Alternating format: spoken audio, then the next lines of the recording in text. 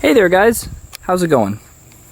I thought I'd make a little video of this lawn boy now that I've got it all put back together and running. This is a lawn boy model 22243, and this is a pretty interesting model because it is essentially lawn boy's last gasp. I know I said that when I made a video of a Lawn Boy 10323, that it was Lawn Boy's last gasp, and that was their last gasp of two-stroke engines. But this was really their last mower. It's an old school Lawn Boy cast aluminum deck with a 3-speed transmission, but as you notice, it has a Briggs & Stratton 6 horsepower Quantum style engine on it.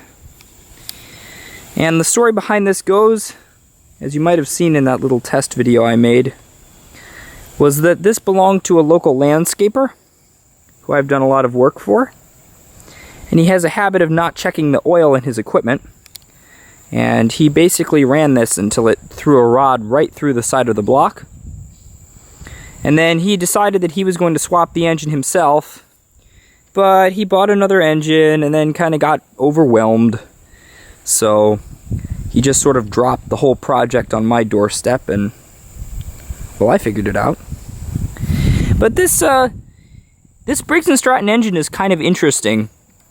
It has a custom air filter and primer bulb assembly that I don't think Briggs & Stratton used on any other engine. It's at a steep right angle with the air filter located up here. And that is, of course, to clear the side bag chute, which I don't have installed at the moment. I'm just side discharging. These are really nice machines. They're getting pretty rare, pretty hard to find, but they do a great job, and they're dead reliable with the Briggs & Stratton engine on there. Incredibly easy to maintain, incredibly easy to service. If you can find one for not too much money, people tend to like to gouge on these. If you can find one for a reasonable amount of money, which in my area is, you know, around 500 bucks, I suggest getting one, because it's probably going to be the last mower you'll ever need. Anyway, I'll set the camera up on the tripod and get a little video of cutting some grass with it.